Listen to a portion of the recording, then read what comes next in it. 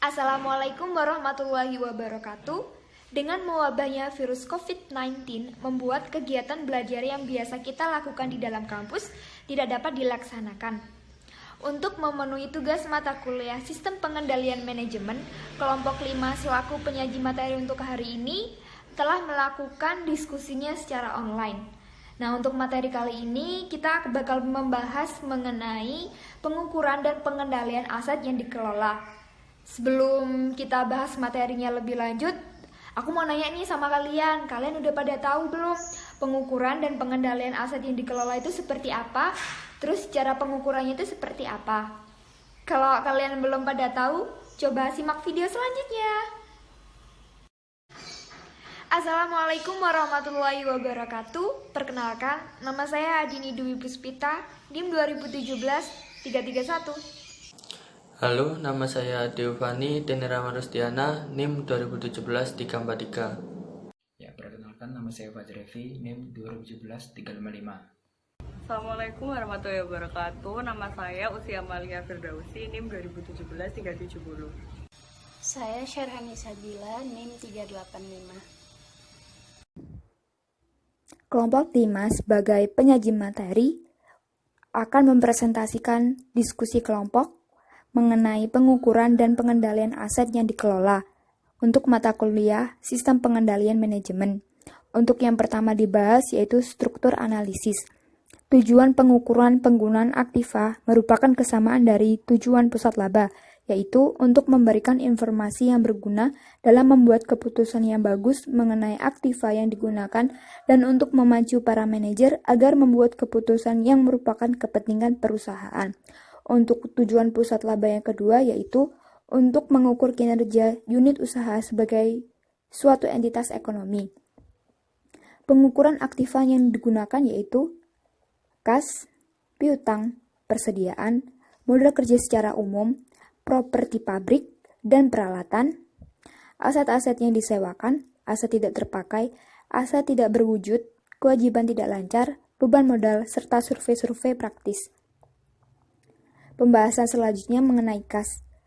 Perusahaan mengendalikan kas secara terpusat karena pusat pengendalian membuat penggunaan saldo kas lebih kecil daripada jika setiap unit usaha memegang saldo kasnya, baik untuk pemasukan maupun pengeluaran. Karena itu, banyak perusahaan yang menggunakan rumus untuk menghitung kas yang dilibatkan dalam basis investasi. Pembahasan selanjutnya yaitu mengenai piutang. Manajer unit usaha dapat mempengaruhi tingkat piutang secara tidak langsung melalui kemampuan mereka untuk menghasilkan penjualan dan secara langsung melalui penetapan persyaratan kredit dan persetujuan atas kredit individual dan batas kredit serta melalui wewenang mereka dalam menagih kredit yang jatuh tempo. Demi kemudahan, unsur piutang sering dimasukkan pada saldo aktual di akhir periode, meskipun rata-rata antar periode secara konsep merupakan ukuran yang lebih baik atas jumlah yang seharusnya dikaitkan dengan laba. Untuk pembahasan selanjutnya yaitu mengenai persediaan.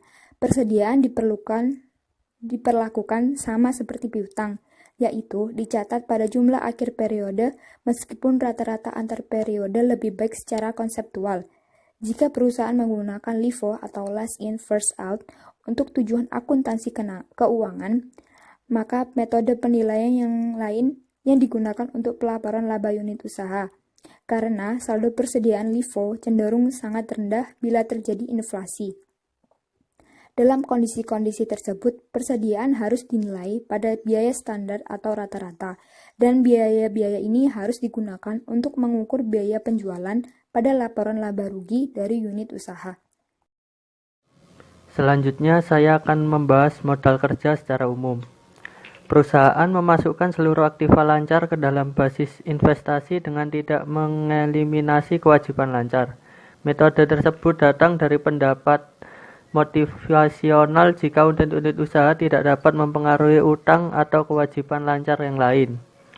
Metode ini memberikan ukuran yang baik atas modal yang diberikan perusahaan, di mana perusahaan mengharapkan unit usaha untuk memperoleh return. Meskipun demikian, Dapat saja para manajer unit usaha bertanggung jawab atas beberapa akun kewajiban lancar yang tidak memiliki pengendali. Selanjutnya, properti, pabrik, dan peralatan. Dalam akuntansi keuangan, aset tetap pada awalnya dicatat pada biaya perolehan, dan biasanya ini dihilangkan oleh masa manfaat aset melalui depresiasi. Kebanyakan perusahaan menggunakan pendekatan yang sama dalam mengukur profitabilitas basis aset dari unit usaha. Hal ini menyebabkan permasalahan serius dalam penggunaan sistem untuk tujuan yang ingin dicapai. Hal ini dilihat dari beberapa bagian seperti A. Akuisisi peralatan baru, B. Nilai buku kotor, C. Penggantian aset, D. Depresiasi anuitas. Selanjutnya, aset-aset yang disewakan. Para manajer unit usaha lebih terdorong untuk menyewa daripada memiliki aset. Banyak perjanjian sewa yang merupakan finansial, yaitu mereka memberikan alternatif cara untuk menggunakan aset yang harus didapatkan dengan dana dari utang pembiayaan modal. Keputusan pendanaan biasanya dilakukan oleh kantor pusat. Karena alasan tersebut, pembatasan biasanya diberlakukan pada kebebasan manajer unit usaha untuk menyewa aset. Aset tidak terpakai. Jika suatu unit usaha memiliki aset tak terpakai yang dapat digunakan oleh unit lain, maka ia dapat diperbolehkan untuk mengeluarkan aset tersebut dari basis investasinya. Tujuan dari izin ini adalah untuk mendorong para manajer unit usaha untuk melepas aset tak terpakai kepada unit lain yang mungkin memerlukannya. Meskipun demikian, jika ada aset tersebut tidak dapat digunakan oleh unit lain, maka pemberian izin untuk menjual atau mengganti aset tersebut akan membuat tindakan-tindakan yang disfungsional. Selanjutnya ada aset tidak berwujud. Beberapa perusahaan melaksanakan penelitian dan pengembangan yang intensif. Ada keuntungan dalam mengkapitalisasi aset tidak berwujud seperti penelitian dan pengembangan, pemasaran, kemudian mengamortisasi selama masa manfaatnya. Metode tersebut akan mengubah pandangan para manajer unit usaha dalam melihat pengeluaran semacam ini. Dengan melihat aset-aset semacam ini sebagai investasi jangka panjang, manajer unit usaha akan mendapatkan manfaat jangka pendek yang lebih sedikit dari pengurangan pengeluaran pos tersebut. Berikutnya ada kewajiban tidak lancar. Suatu unit usaha menerima modal permanennya dari kumpulan dana perusahaan. Perusahaan memperoleh dana tersebut dari pemberi pinjaman, modal investor, dan laba ditahan. Bagi unit usaha, jumlah total dari dana tersebut adalah relevan, tetapi bukan merupakan sumber daya di mana mereka berasal. Meskipun demikian, dalam situasi yang tidak lazim, pembiayaan suatu unit usaha dapat saja merupakan ciri khusus bagi situasi itu sendiri. Berikutnya ada beban modal. Kantor pusat perusahaan menentukan tarif yang digunakan untuk menghitung beban modal. Tarif tersebut seharusnya lebih tinggi daripada tarif perusahaan untuk pembiayaan utang, karena dana yang terlibat merupakan campuran antara utang dan modal berbiaya lebih tinggi. Biasanya tarif tersebut ditetapkan sedemikian rupa, di bawah estimasi biaya modal perusahaan, sehingga IVA atas rata-rata unit usaha berada di atas 0. Selanjutnya ada survei-survei praktis.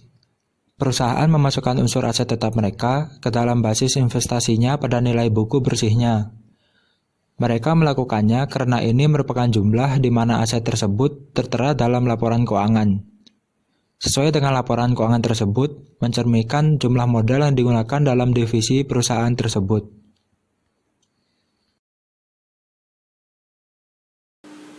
EVA versus ROI. Setiap perusahaan memiliki unit pusat investasi usahanya mengevaluasi unit berbasis ROI dibandingkan dengan penggunaan EVA. Demikian keuntungan dari ROI. Yang pertama, ROI merupakan pengukuran yang komprehensif, di mana semua mempengaruhi kelaporan keuangan tercermin dari rasio ini. Yang kedua, ROI mudah dihitung, mudah dipahami, dan sangat berarti dalam pengertian absolut. Yang ketiga, ROI merupakan denominator yang dapat diterapkan ke setiap unit organisasi yang bertanggung jawab terhadap profitabilitas tanpa memperdulikan ukuran dan jenis usahanya. EVA tidak memberikan dasar perbandingan semacam ini, tapi pendekatan EVA juga memiliki beberapa keunggulan, yaitu yang pertama, dengan EVA seluruh unit usaha memiliki sasaran laba yang sama untuk perbandingan investasi. Keputusan-keputusan yang meningkat ROI suatu pusat investasi dapat menurunkan laba keseluruhan. Selanjutnya, tingkat suku bunga yang berbeda dapat digunakan untuk jenis aktiva yang berbeda pula. Dan yang terakhir, EVA berlawanan dengan ROI, memiliki korelasi positif yang kuat terhadap perubahan-perubahan dalam nilai pasar perusahaan. Pertimbangan tambahan dalam mengevaluasi manajemen. Diketahui dalam pengalaman pribadi bahwa kesalahan konseptual ROI untuk evaluasi kinerja adalah nyata dan menyebabkan timbulnya perilaku disfungsional dari para manajer unit usaha. Tetapi cakupan dari kesalahan tersebut tidak dapat ditentukan karena hanya sedikit jumlah manajer yang mau mengakui adanya kesalahan tersebut dan banyak yang tidak menyadari bahwa kesalahan tersebut terjadi. Mengevaluasi kinerja ekonomi suatu entitas. Laporan-laporan ekonomi merupakan instrumen yang diagnostik. Laporan tersebut memberikan indikasi apakah strategi unit usaha yang sekarang sudah memuaskan. Laporan ekonomi dapat dijadikan dasar untuk memperoleh nilai perusahaan secara keseluruhan. Nilai semacam ini disebut breakup value, yaitu estimasi jumlah yang akan diterima oleh para pemegang saham jika masing-masing unit usaha dijual. Selanjutnya, contoh kasus. Complete Office Company memiliki 3 divisi, layout, marketing, dan office furniture, dan office supplies. Divisi layout dan marketing merupakan sebuah grup konsultan dan penjualan dengan aset lancar yang minimum dan tanpa aset tetap. Divisi office dan furniture merupakan divisi produksi dengan mesin-mesin untuk produksi dan perakitan meja, kursi, dan modulan divider. Divisi office supplies memiliki mesin ringan untuk pengemasan dan distribusi kertas dan peralatan kantor lainnya. Divisi ini memiliki aset lancar dalam bentuk persediaan dan piutang dan memiliki beberapa aset tetap dalam bentuk mesin. Complete Office Company depresiasikan seluruh aset tetapnya selama 10 tahun dengan metode garis lurus. Selain itu, divisi ini menghitung ROA berdasarkan nilai buku kotor atau gross book value asetnya pada awal tahun. Biaya operasi setiap divisi di luar depresiasi aset tetap adalah sebesar $200.000 untuk layout dan marketing, $100.000 untuk office furniture, dan $150.000 untuk office supplies. Aset dan laba kotor perusahaan untuk tahun 1997 adalah sebagai berikut. Untuk aset lancar, bagian layout dan pemasaran sebesar $200.000, untuk perabotan kantor sebesar $200.000 dan peralatan kantor aset sebesar $200.000. Aset tetap untuk perabotan kantor sebesar $1 juta dan peralatan kantor aset sebesar $500.000. Untuk total asetnya layout dan pemasaran $200.000, perabotan kantor $1.200.000 dan peralatan kantor aset $700.000. Dan laba kotor dari penjualannya, layout dan pemasaran $400.000, perabotan kantor $400.000 dan peralatan kantor aset $400.000. Pertanyaan dari kasus ini adalah, hitunglah besarnya ROA dari setiap divisi untuk tahun 1997. Diketahui rumus perhitungan return on asset atau ROA yaitu laba bersih dibagi dengan total asetnya. Maka ROA pada divisi layout dan pemasaran adalah laba bersihnya yaitu sebesar $200.000 dibagi dengan total asetnya yang nominalnya adalah $200.000 menghasilkan 1%. Kemudian ROA pada divisi perabotan dan kantor sama seperti tadi perhitungannya, membagikan laba bersih dengan total aset. Laba bersihnya $300.000 dibagi dengan total asetnya $1.200.000 menghasilkan 0,25%. Dan ROA pada divisi peralatan kantor yaitu $250.000 dibagi dengan $700.000 menghasilkan 0,36%. Rasio ROA ini digunakan untuk mengukur seberapa efisiennya suatu perusahaan untuk dapat mengubah uang yang digunakan untuk membeli aset menjadi laba bersih.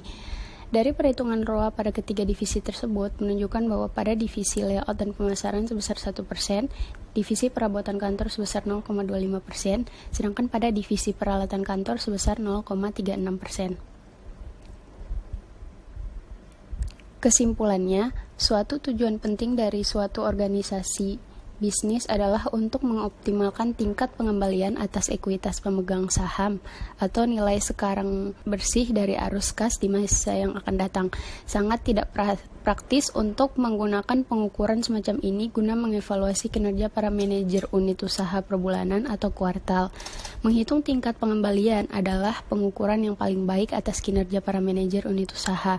Nilai tambah ekonomis atau economic value added secara konsep lebih unggul daripada tingkat pengembalian investasi atau return on investment dalam mengevaluasi kinerja dari para manajer unit usaha.